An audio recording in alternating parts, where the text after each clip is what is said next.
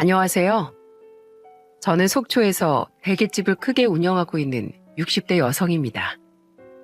여러분, 사람은 고쳐 쓰는 거 아니라는 말 많이들 들어보셨죠? 사람의 천성은 쉽게 바뀌지 않으니까 문제가 있는 사람을 교화하려고 하지 말라는 말이죠. 저도 얼마 전까진 이 말이 참 맞는 말이라고 생각했습니다. 바람을 피는 사람이 또 피고 사기를 쳐서 교도소에 갔다 온 사람이 또 사기를 치는 것만 봐도 알 수 있잖아요. 더군다나 아직 배움이 많이 필요한 어린 사람이라면 몰라도 다 큰 성인이라면 잘못된 행동을 고치기가 더 어렵겠죠. 그런데 살다 보니 그 말이 틀릴 때도 있다는 걸 깨닫게 되더군요. 엄마 없이 자라 기본적인 예의 범절도 모르던 우리 며느리가 저의 독한 교육으로 인해 사람이 되는 날도 오게 되었으니까요. 제가 오늘 들려드릴 얘기는 버릇없던 우리 며느리에 대한 이야기입니다. 듣다 보면 화가 나실 수도 있지만 믿기만 한 아이는 아니니 나중에 어떻게 변하는지 끝까지 지켜봐 주세요. 그럼 이야기를 시작해 보겠습니다. 저는 20대 초반에 속초에서 작은 대게집을 운영하는 남편과 결혼했습니다.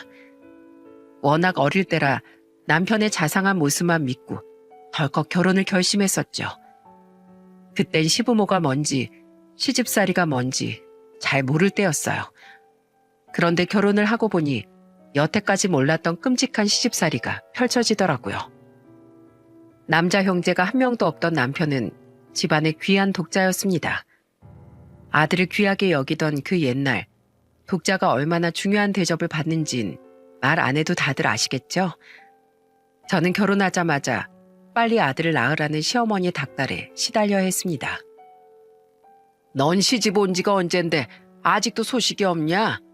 나이도 어린 것이 결혼했으면 얼른 애부터 낳질 않고. 아유, 저 모질이 살림도 할 줄 몰라. 가르칠 게 산더미인데 애도 못 낳고 있으면 어쩌자는 게냐? 내가 아주 며느리 잘못 들였지. 암 잘못 들였고 말고. 게다가 시어머니는 어찌나 간섭이 심하신지 별것도 아닌 걸 자꾸 임신하고 연관지어 저를 괴롭혔어요. 저는 결혼하고 남편이 운영하는 대게집에서 같이 일을 도왔는데 계속 찜기에 대게를 찌다 보니 뜨거운 수증기 때문에 매일 땀을 뻘뻘 흘려가며 고생을 했습니다. 그런데 너무 더워 팔이라도 걷으면 시어머니가 뭐라고 하셨는 줄 아세요? 여자가 몸가짐을 바르게 하고 다녀야 애가 들어서는 법이다. 아유, 그렇게 칠렐레 팔렐레 하고 다니니 애가 들어설 턱이 있나? 아니, 제가 뭐 짧은 치마를 입고 일하는 것도 아니고 가슴을 훤히 드러내놓고 있는 것도 아닌데 겨우 소매 한번 걷었다고 이런 소리까지 들어야 하나요? 정말 답답해서 미치는 줄 알았습니다. 그런데 그때 당시엔 시어머니한테 대들 수 있는 분위기도 아니어서 그냥 마음속으로 꾹꾹 참기만 했죠. 전 하루라도 빨리 아들 낳아 시어머니의 구박에서 벗어나고 싶었어요. 그런데 그런 제 마음과는 달리 아이는 쉽게 들어서질 않더라고요. 임신을 하지 못하고 시간이 점점 지나가자 시어머니의 구박은 날이 갈수록 더 심해졌어요. 너 우리 집에 시집 온 지가 벌써 2년째다. 네가 우리 김씨 집안 대를 아주 끊어버릴 작정인겠냐? 옛말에 씨가 아무리 좋아도 밭이 나쁘면 씨앗이 자라지 못하는 거랬다. 방댕이가 크길래 애를 순풍순풍 낳을 수 있을 줄 알고 들였더니만 아주 개짓구실도 못하는 년이었구나. 우리 귀한 아들이 어디서 저런 못난 걸 데려와선? 대게집에서 일하는 것도 힘든데 집에 와선 쉬지도 못하고 저런 잔소리만 듣고 있으니 이 결혼을 무르고 싶다는 생각마저 들더군요. 너무 괴로워 밤마다 이불 속에서 조용히 울던 절 남편이 따뜻하게 안아줘 그나마 버틸 수 있었습니다. 그런데 결혼한 지 3년째 되던 해 그렇게 기다리고 기다리던 행운이 저에게 찾아왔어요. 드디어 제 뱃속에도 새로운 생명이 찾아온 거예요. 그리고 그렇게 구박받던 세월에 보상이라도 해주는 듯 제 뱃속의 아이는 어머님이 그렇게 원하시던 아들이었습니다. 뱃속의 아들을 품고 있던 10달 동안 저는 생전 받아보지 못한 귀한 대접을 받았습니다. 시어머니가 매일 제 이부자리를 따뜻하게 펴주시고 몸에 좋은 음식도 챙겨주셨죠. 그런데 그땐 왜 몰랐을까요? 어머님이 그렇게 아끼고 걱정하던 건 제가 아니라 제 뱃속에 있는 귀한 이대 독자였다는 사실을요. 드디어 아들을 품에 안던 그 순간 이후 제 삶은 다시 나락으로 떨어졌습니다. 저는 이 집안의 며느리가 아니라 귀한 이대 독자를 왕처럼 떠받들여야 하는 하녀. 그 이상도 그 이하도 아니었죠. 예, 우리 귀한 이대 독자가 목이 마르다잖니? 어서 물 안 떠오고 뭐 하는 게야? 네, 어머님. 아유, 따뜻하게 데워오지 못할 망정 이렇게 차가운 물을 떠오면 어떡하냐? 우리 귀한 이대 독자가 찬물 먹고 몸이 상하기라도 하면 네가 책임질겠냐? 으휴, 넌 어떻게 알아서 하는 게 하나도 없어. 우리 귀한 김씨 집안 씨를 주고 낫게 해줬으면 말하지 않아도 알아서 싹싹 기어야지. 하여튼 눈치도 없는 년. 죄송해요. 다시 또 올게요. 시어머니는 제 아들을 품 안에 끼고 살면서 먹여주고 입혀주고 아주 지극정성으로 대했습니다. 아들이 조금이라도 불편해하면 당장 저를 불러 이거 해라 저거 해라 시키시고 호통을 치는 것도 다반사였죠. 그런데 시어머니 말에 대들 자신이 없던 전 반항 한번 해보지 못한 채 그렇게 혼자 시집살이를 견뎌냈습니다. 그런데 그런 생활이 계속되다 보니 다른 문제가 또 생기더군요. 이대 독자라며 떠받들어주는 가족들 때문에 아들의 인성이 점점 나빠지고 있었어요. 아들이 6살이 되던 해 다 같이 앉아있던 저녁 식사 자리에서 문제가 터지고 말았습니다. 와, 갈비찜이다! 제 아들은 밥상 앞에 앉자마자 가운데 놓여있던 갈비찜 그릇에 손을 쭉 뻗더군요. 그리고 숟가락이나 젓가락도 아닌 맨손으로 갈비를 왕창 집어다가 자기 밥그릇 위에 올려놓고는 와구와구 입에 막 집어넣는 게 아니겠어요? 아무리 6살 어린아이라지만 너무나도 버릇이 없는 그 행동에 저는 깜짝 놀라고 말았습니다. 태환아, 그러면 못 써. 어른들이 숟가락 들기 전엔 먼저 음식 집는 거 아니야. 그리고 음식은 젓가락으로 집어야지. 손으로 집으면 어떡해. 다른 사람들도 먹어야 하는데 손으로 그렇게 휘저으면 어떻게 먹니? 그리고 음식은 다 같이 먹는 거니까 너 혼자 그렇게 다 가져가면 안 돼. 할머니, 할아버지도 드셔야 하잖아. 네? 할머니가 맛있는 건 내가 제일 먼저 먹어도 된다고 했는데요? 그리고 전 귀한 이대 독자니까 먹고 싶은 거 혼자 다 먹어도 된대요. 그쵸, 할머니? 그래, 우리 예쁜 이대 독자 말이 맞지. 예, 너 보자 하니까 아주 할 말 못할 말 못 가리는구나. 네가 뭔데 감히 우리 귀한 이대 독자한테 썽을 내? 좋아하는 음식이 있으면 어른들보다 먼저 손을 뻗을 수도 있지. 우리 김씨 집안 대를 이을 귀한 손주인데 그것 하나 못하냐? 그리고 아직 손이 작아 젓가락질이 어려운 애가 손으로 좀 집어먹으면 어때서? 설마 우리 귀한 손주 손이 더럽다고 생각하는 건 아니지? 어머님, 감이라뇨. 저 태환이 엄마예요. 태환이가 이대 독자라 예쁜 건 알지만 그런 기본 예절은 가르쳐야죠.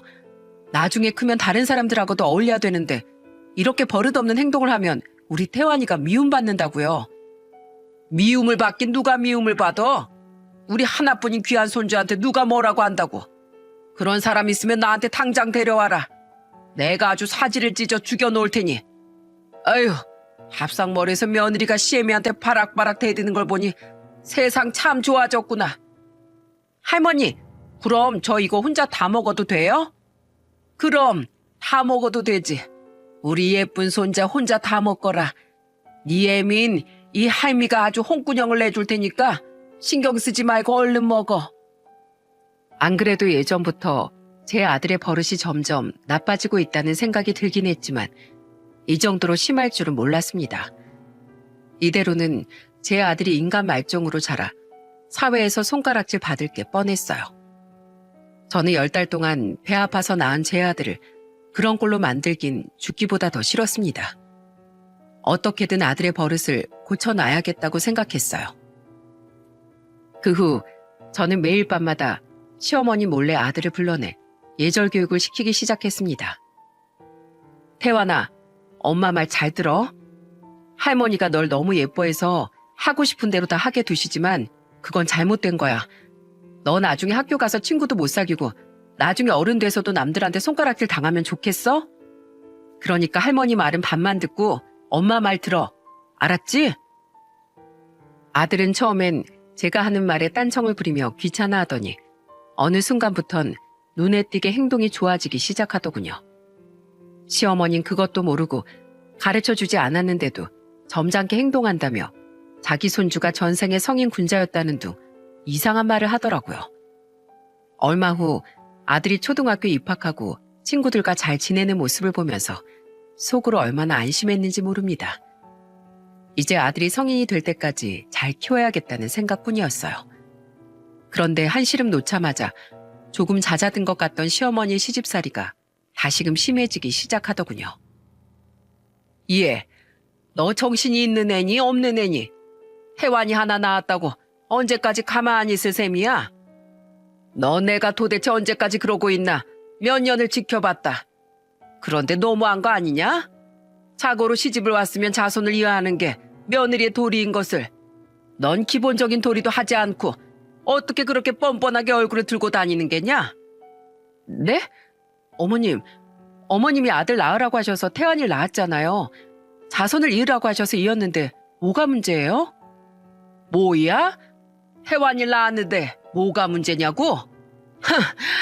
너 우리 집안 아주 우습게 하는구나. 우리 훌륭한 김씨 집안이 널리 대를 이어야 하는데 아들 하나로 겨우 명맥만 유지하라고? 아들 셋을 숨풍숨풍 낳아도 모자랄 판에 뭐가 어쩌고 저째? 어머님, 애가 생겨야 애를 낳죠. 생기지도 않는 애를 저 혼자서 어떻게 낳아요? 뭐라고? 어딜 애도 못 낳는 주제에 시애미한테 바락바락 대들어? 아휴, 며느리라고 드린 것이 이리도 쓸모가 없어서야 원. 너 그렇게 애도 못 낳는 몸뚱이로 우리 집안에 빌붙어 있을 거면 밖에 나가서 여자라도 하나 데리고 와라. 우리 아들이 다른 여자 몸이라도 빌려서 아들 하나 더 낳아야 될 거 아니냐? 네? 밖에서 여자를 데려오라뇨. 말씀이 너무 심하신 거 아니에요? 그런 어머님도 아들을 한 명만 낳으셨잖아요. 나랑 너랑 같으냐? 나 땐 끼니도 제대로 못 먹고 힘들게 반일까지 했으니 애를 가지기 어려웠지. 그런데 넌 삼시세끼 제대로 된 밥 다 챙겨 먹고 뜨뜻한 방바닥에 등 지지면서 자는데 이런 좋은 환경에서 애를 왜 못 가져? 얼마나 밭이 안 좋으면 우리 건강한 아들이 씨를 주는데도 받질 못하냐 말이다. 어휴, 저 못난 것 같으니라고. 됐다. 내가 밖에서 다른 여자를 알아오던지 해야겠다. 우리 김씨 집안에 어쩌다가 저런 것이 들어왔는지 원. 저는 너무 서러워서 바닥에 주저앉아 펑펑 울었습니다. 그런데 시어머니는 그런 저를 경멸의 눈으로 쳐다보면서 혀를 끌끌 차더군요. 마치 죽을 죄를 진 죄인을 쳐다보는 것 같은 표정이었어요. 그런데 저라고 왜 아이를 더 낳고 싶지 않았겠어요? 저도 우리 태안이한테 동생을 만들어주고 싶은 마음만은 굴뚝 같았는데요. 딸이든 아들이든 하나라도 더 생기면 좋으련만 아무리 노력해도 생기지 않아 너무 답답하더라고요. 하루는 시어머니의 모진 구박에 이대로는 도저히 안 되겠다 싶어서 남편과 함께 병원을 찾았습니다. 그런데 거기서 청천벽력 같은 소식을 듣게 되었죠. 환자분은 자궁이 원래 안 좋으셔서 첫째 아이를 낳으신 것도 엄청난 기적입니다. 그런데 출산을 하며 자궁이 더 망가져서 이젠 더 이상 아이를 가질 수 없는 몸이라고 보셔야 돼요. 시어머니의 구박에서 벗어날 수 있는 방법은 아들을 하나 더 낳는 것뿐인데 이젠 아이를 가질 수 없는 몸이 되었다니요. 저는 너무 큰 충격에 할 말을 잃었습니다. 이제 내 인생은 끝났다는 절망감까지 들었어요. 그런데 시어머니는 제가 불임이 되었다는 사실을 알자마자 저를 완전히 쓸모없는 쓰레기 취급하더군요. 저는 매일매일 너무 괴로워 죽고만 싶었습니다. 만약 저를 위로해주는 남편이 없었더라면 전 이미 아들만 데리고 그 집에서 나았을지도 모릅니다. 여보, 많이 힘들지? 우리 어머니 대신에 내가 사과할게. 가뜩이나 몸도 안 좋은데 험한 말만 듣게 해서 정말 미안해. 난 당신이 우리 예쁜 태환이도 낳아주고 가게 일도 많이 도와줘서 너무 고마워. 여보, 난 있지? 아들 하나 더 필요 없어. 우리 태환이 하나만으로도 충분해.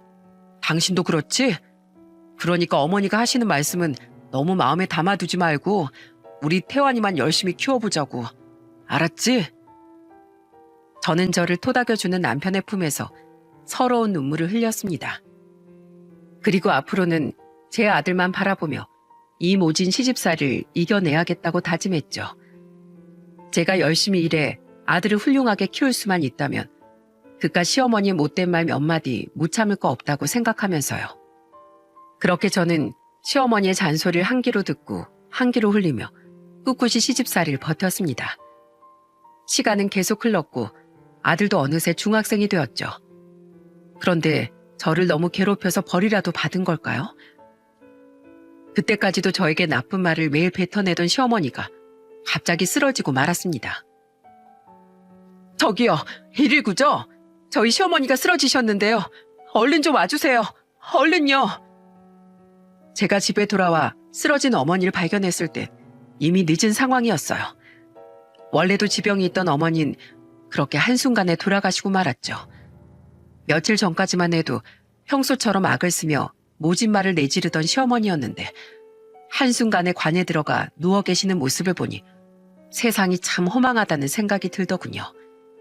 시어머니가 저한테 그렇게 시집살이를 시키지만 않았어도 훨씬 더 잘 지낼 수 있었을 텐데 이젠 시어머니와의 관계를 돌이킬 수 없는 기회조차 사라졌다는 생각에 기분이 너무 허탈했어요. 시어머니가 돌아가시고 나서 한동안은 저에게 소리 지르고 욕하는 사람이 없다는 게 참 어색하더군요. 시집살이를 하도 겪으니까 너무 익숙해져서 그랬나 봐요. 그런데 저도 참 나쁘죠. 막상 시집살이에서 벗어나고 나니 시어머니를 잃은 슬픔보단 자유를 얻었다는 기쁨이 더 크더라고요. 그 이후 저는 남편과 함께 대게집도 열심히 운영하고 아들을 고등학교, 대학교에 보내며 하루하루 최선을 다해 살아갔어요. 결혼 당시엔 테이블도 몇 개 없는 작은 대게집이었는데 이제는 2층짜리 건물을 통째로 쓰는 규모까지 커졌답니다. 그런 저에게 하나 남은 소원은 아들이 좋은 여자를 만나 결혼을 하는 거였어요. 그런데 그게 말처럼 쉽지 않더라고요. 제 주변 친구들은 이미 다 자식을 결혼시켰는데 우리 아들만 30대 중반이 되도록 여자 소식이 없었습니다. 혜완 엄마, 혜완인 아직도 여자가 없대? 인물도 훤칠하고 회사도 착실하게 다니는데 왜 그런데? 내가 중매라도 한번 서줘? 중매는 무슨, 지가 좋아하는 여자가 있으면 알아서 데려오겠지 뭐. 그나저나 민수 엄마, 민수는 요즘 잘 지내? 이혼하고 많이 우울해한다며. 아유, 그놈 맨날 술만 먹고 방에 처박혀서 나오질 않어. 요즘에 이혼하는 부부가 얼마나 많은데 그깟 이혼이 뭐 대수라고. 빨리 훌훌 털어버리고 새 출발했으면 좋겠는데 그게 마음대로 안 되나 봐. 아유, 애들 결혼할 때 해줬던 집만 아깝게 됐지 뭐. 태환 엄마, 나중에 태환이 결혼시키게 되면 절대로 비싼 집 해주지 마. 내가 해보니까 그거 다 소용없더라고. 맞아, 태환 엄마. 나 아는 친구도 작년에 아들을 이혼시켰는데 집 해준 걸로 후회 많이 하더라고. 기껏 며느리 직장 근처에 고르고 골라 좋은 집을 해줬더니만 3년도 안 돼서 이혼한다니까 미치고 팔짝 뛰겠더래. 애들이 모은 돈도 들어가 있다 보니 재산 분할 과정도 복잡하고 결국엔 합의가 잘 안 돼서 집을 팔아서 나눠 가졌는데 신경 써서 해준 신혼집이 공중 분해되는 걸 보니까 마음이 너무 허망하더래. 그러니까 태환 엄마, 태환이 결혼할 때 절대로 집 사주지 마. 사람 일 어떻게 될지 모르는 거잖아. 요즘 여자애들 얼마나 영악한데 태환이가 아무리 착실해도 여자 쪽에서 얼마 못 살고 이혼한다고 나올 수도 있는 거 아니야? 그러니까 처음엔 무조건 전셋집으로 해주고 명의도 주지 마. 알겠지? 그런데 아직 아들의 결혼이 현실로 다가오지 않아서 그랬던 걸까요? 저는 친구들의 조언을 그냥 웃어 넘기기만 했어요. 아무리 요즘 젊은 부부들이 이혼을 많이 한다지만 제 아들도 그러란 법은 없잖아요. 게다가 아직 한 번도 아들이 여자를 데려온 적이 없어서 그냥 나중 일이라고만 생각하고 잠시 머릿속에서 치워버렸습니다. 그런데 아들이 30대 후반이 되었을 때 드디어 처음으로 결혼할 여자를 집에 데려왔습니다. 아들보다 6살이 어린 예비 며느리는 조금 철이 없어 보이긴 했지만 성격이 발랄하고 잘 웃는 모습이 마음에 들었어요. 게다가 아들이 좋아하는 여자라는데 제가 뭐 재고 따질 게 있었겠습니까? 저는 곧장 아들의 결혼을 허락하고 애들이 살 신혼집을 구하러 다니기 시작했습니다. 그런데 막상 아들을 결혼시킨다고 생각하니 예전에 친구들이 했던 말이 떠올랐습니다. 제 아들은 이혼 같은 건 안 할 거라고 생각하긴 했지만 혹시나 하는 마음에 친구들의 말을 듣기로 했어요. 그래서 아들의 직장 근처에 전셋집을 알아보러 다녔는데 서울이라서 그런지 전셋값이 만만치 않더군요. 예? 7억이요? 아니 무슨 전셋값이 그렇게 비싸요? 신축도 아니고 평수도 그리 넓지 않은데. 이 근처에선 그래도 여기가 제일 싼 거예요. 강남 쪽으로 조금 더 가면 이 정도 가격엔 집 구하지도 못해요, 사모님. 대게집을 크게 운영하며 돈을 꽤 많이 모았다고 생각했는데 7억이라는 전셋값은 제게도 부담이더군요. 솔직히 말하면 그 숫자를 듣자마자 저는 뒤로 나자빠질 뻔했습니다.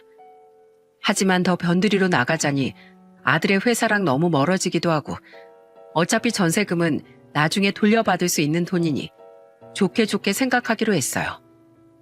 결국 전 가지고 있던 현금에 대출을 조금 받아 아들 부부의 신혼집으로 그 전셋집을 해주었답니다.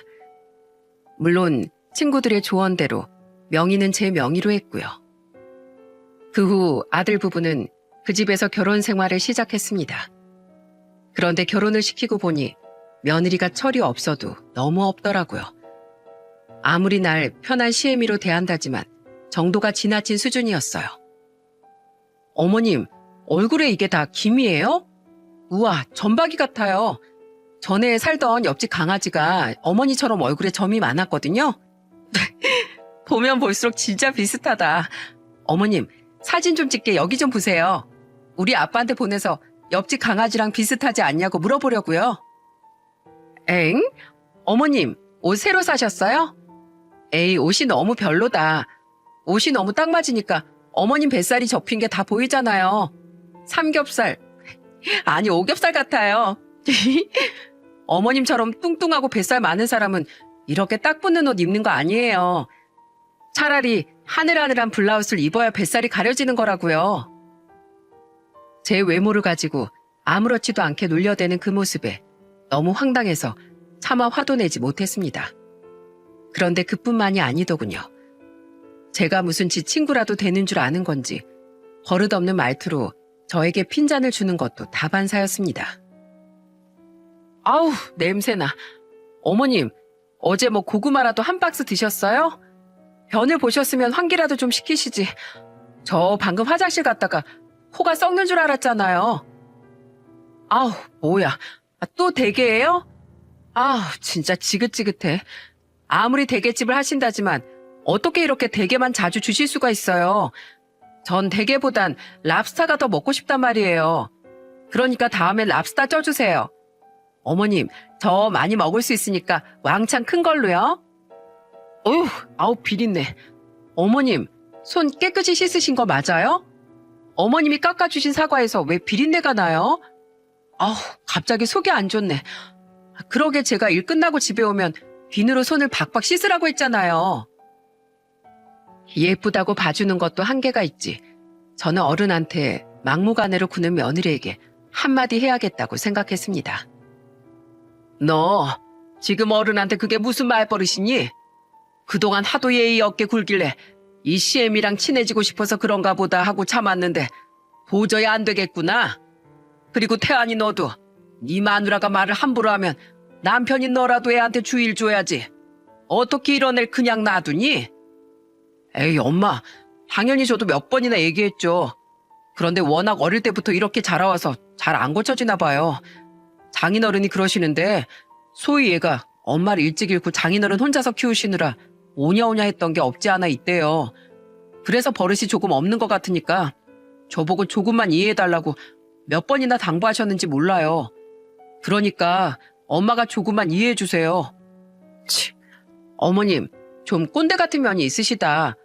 저희 아빤 이런 사소한 걸로 뭐라고 안 하시는데. 어머님, 원래 사람은 다 다른 환경에서 자라는 거잖아요. 전 평생 이렇게 컸는데 어떡해요 그럼. 갑자기 예의 운운하면서 이것도 안 된다, 저것도 안 된다 하는 건 저한텐 억압이라고요. 참고 참다 한 소리 했더니 꼰대라면서 받아친 며느리를 보니 참 기가 막히더군요. 아무리 사돈 어른이 오냐오냐 하며 키웠다지만 이건 정도가 너무 심하지 않나요? 게다가 말만 믿게 하면 몰라 행동에서까지 예의라곤 쥐뿔도 없으니 도대체 어디서부터 얘기를 해야 할지 막막하더군요. 예, 어른이 숟가락을 들지도 않았는데 네가 왜 먼저 들어? 이런 건 기본적인 식사 예절이야. 아무리 사돈 어른이 널 오냐오냐 하며 키우셨어도 이런 건 학교에서라도 배우지 않니? 헤이, 요즘 세상에 누가 먼저 먹으면 뭐 어때서요?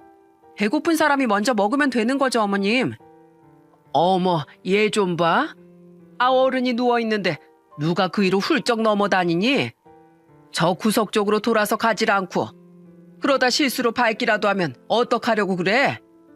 에이, 이쪽이 지름길이라서요. 그러게 왜 침대에 놔두고 거실에 누워 계세요? 그리고 저 몸이 날렵해서 절대로 밟을 일 없어요.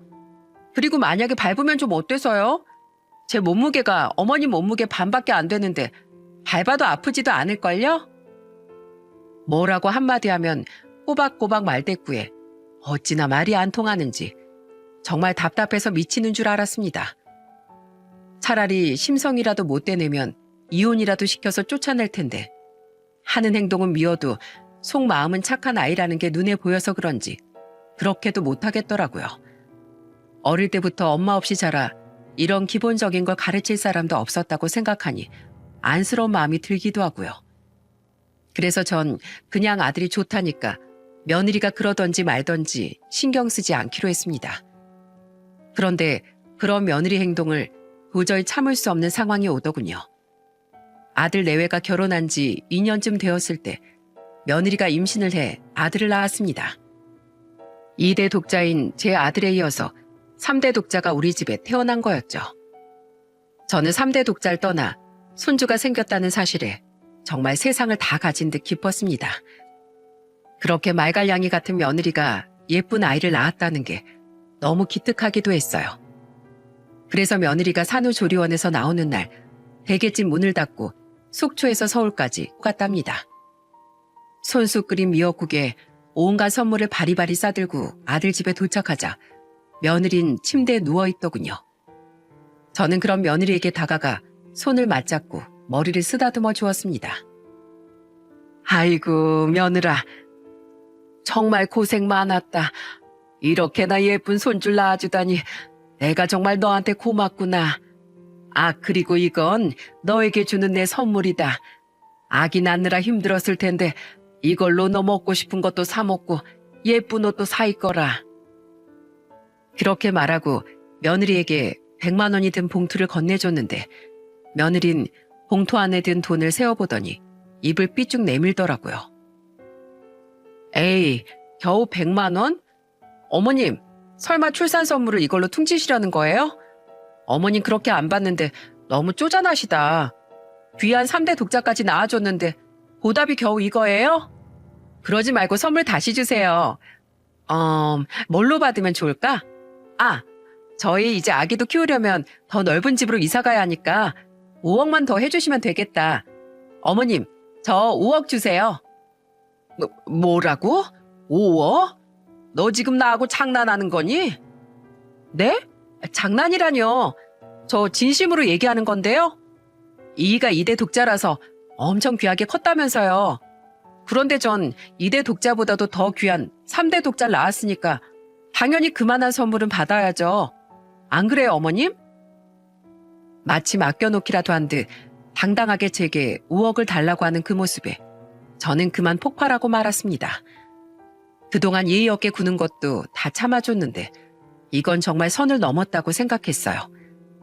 그래서 저는 아직 출산 후 몸이 다 회복도 되지 않은 며느리에게 화를 내고 말았습니다. 아무리 세상 물정을 모른다지만 5억이 누구 집 개 이름이냐? 내가 보자 하니까 시애미가 무서운 줄도 모르고. 그리고 뭐? 3대 독자를 낳아줘? 너 우리 집에 애 낳아서 장사하려고 들어왔니? 어떻게 그런 되먹지 못한 말을 내뱉어? 저는 분한 마음을 감추지 못한 채 씩씩거리며 아들 집을 빠져나왔습니다. 그런데 며느리는 자기가 뭘 잘못했는지도 모르는지 저에게 전화 한 통 없더군요.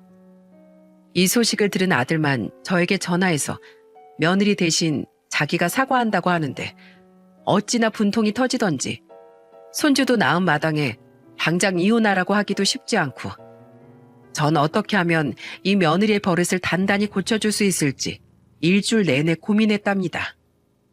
그리고 일주일 후 고민 끝에 답을 내린 저는 아들 집에 찾아갔어요. 며느리는 제가 화난 것도 모르고 또다시 해맑게 저를 맞이해 주더라고요. 어머님 오셨어요? 오늘은 무슨 일이세요? 빈손으로 오신 거 보니까 선물도 하나 안 사오셨나 보네요. 저 과일이 먹고 싶었는데 오실 때 과일이라도 한 박스 좀 사다 주시지. 내가 설마 손주까지 낳아준 우리 며느리한테 빈손으로 왔겠니? 당연히 선물을 가져왔지. 자, 여기 있다. 널 위한 특급 선물이니 한번 열어보거라. 저는 특급 선물이라며 며느리에게 노란 종이 봉투를 하나 내밀었습니다. 며느리는 안에 있는 내용물을 열어보지도 않은 채 지레 짐작하고선 좋아하더라고요. 우와, 이게 뭐예요, 어머님? 알겠다. 제가 지난번에 얘기했던 5억 주시는 거죠? 지금 살고 있는 우리 집이 7억이니까 거기에 5억 합쳐서 12억 주시는 건가 보다. 정말 신난다. 그럼 이 안에 수표 들어있는 거예요? 아니면 돈 넣은 통장을 통째로 주셨나? 뭐? 12억? 보자 하니까 네가 아주 눈에 뵈는 게 없나 보구나. 그동안 예의 없이 굴어도 며느리라고 꾹꾹 참아줬더니 뻔뻔하게 12억을 그냥 내놓으래? 제가 화를 내자 당황한 며느리는 그제야 봉투를 열어보더군요. 그리고 두 눈이 휘둥그레졌죠.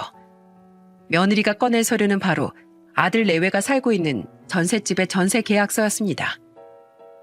어머님, 이게 뭐예요? 이거 우리 집 계약서잖아요. 그래, 거기 써 있는 계약 기간 보이지? 2달 후면 이 집 전세 계약도 끝이다. 내가 웬만하면 재계약을 하려고 했는데 너 하는 꼴을 보니 도저히 안 되겠다. 집주인한테 2달 뒤 계약 기간이 끝나면 바로 짐을 빼겠다고 말해두었으니 그렇게 알고 있어라. 어머니, 그게 무슨 소리세요? 이 집을 빼면 저흰 당장 어디로 가라고요? 너처럼 되먹지 못한 애한텐 이런 비싼 전셋집은 어울리지도 않는구나. 내가 500에 30짜리 반지하 월세방이라도 얻어줄 테니 거기서 살거라. 너한테 월세방도 아깝다만 내 손줄 봐서 그렇게라도 해주는 거니 잔말 말고 따르고. 그제야 며느리는 상황 파악을 했는지 얼굴이 새파랗게 질리고 말았습니다. 그리고 몇 번이나 현실을 부정하는 말을 내뱉더니 이윽고 제게 애원을 하기 시작하더군요. 어머님, 잘못했어요. 제가 그동안 버릇없게 군 거 사과드릴게요. 그러니까 제발 전셋집만은 빼지 말아주세요. 이제 아이도 있는데 반지하 월세방에서 어떻게 살라고요? 그러게 진즉에 내가 몇 번 얘기했을 때 들었어야지. 여태까지 어른 무서운 줄 모르고 너 하고 싶은 대로 다 하더니만 이제 와서 집이 없어진다니 반성하는 게냐? 그게 아니라요, 어머니. 저희 아빠는 제가 틱틱거리면서 말해도 다 받아주시니까 어머님도 당연히 받아주실 줄 알았어요. 저를 딸처럼 생각해 주신다길래 당연히 그래도 되는 줄 알았단 말이에요. 솔직히 말해서 어머님이 예의 없다고 저한테 말씀하시는 것들 뭐가 잘못된 건진 전 잘 몰라요. 몰라서 못하는 건데 잔소리만 하시니까 짜증나서 그랬어요. 그런데 이제부턴 반성하고 저 진짜로 안 그럴게요. 어머님이 하지 말라는 건 안 하고 말도 예쁘게 할 테니까 제발 용서해 주세요, 어머니. 반성하겠다고?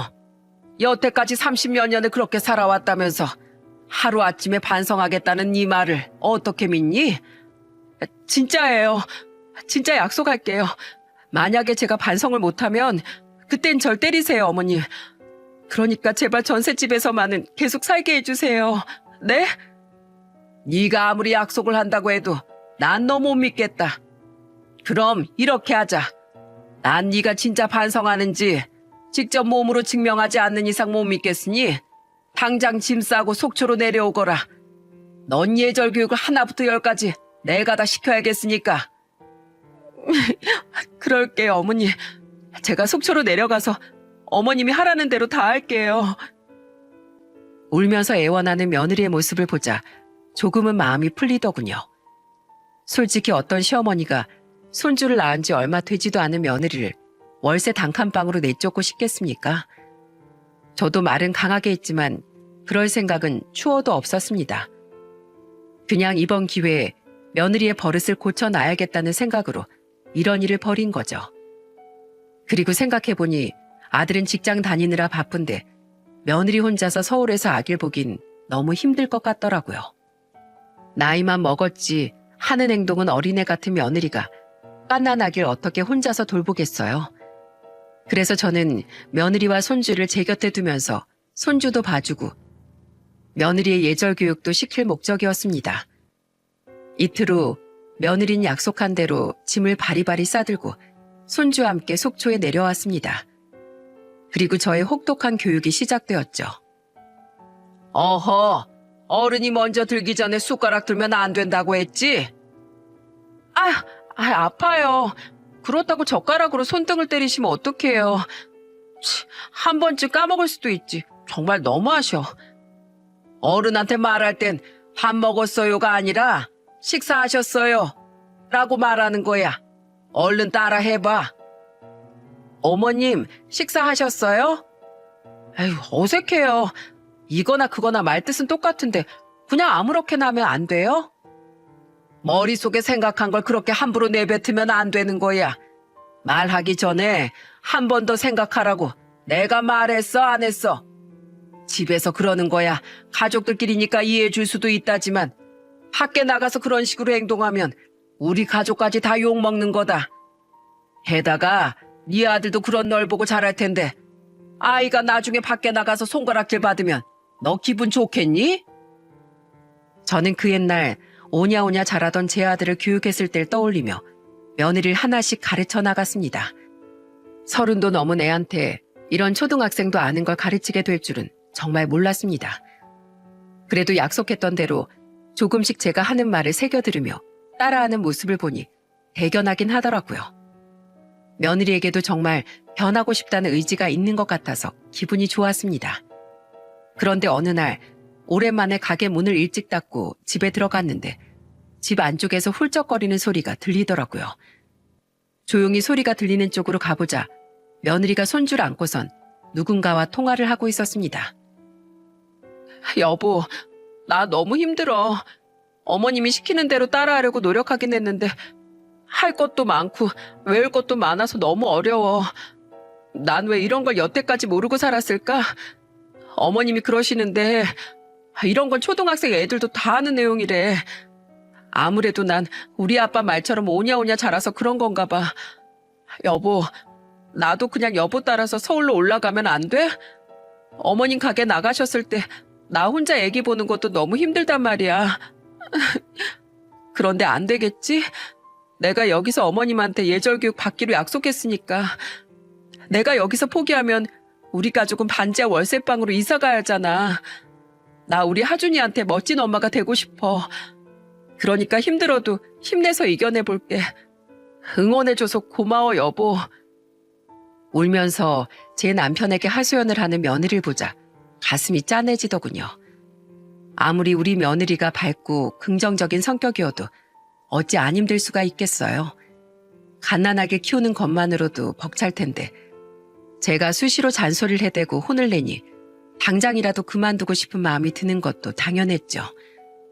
저는 그런 며느리의 마음이 혹시나 약해질까봐 대놓고 달래주지 못했지만 걱정되는 마음에 오랜만에 몸보신 용으로 삼계탕을 끓여주었답니다. 예, 이것 좀 먹어봐라. 원래 아기 키우는 엄마가 잘 먹어야 하는 거야. 아기 보는 게 보통 힘든 일이 아니거든.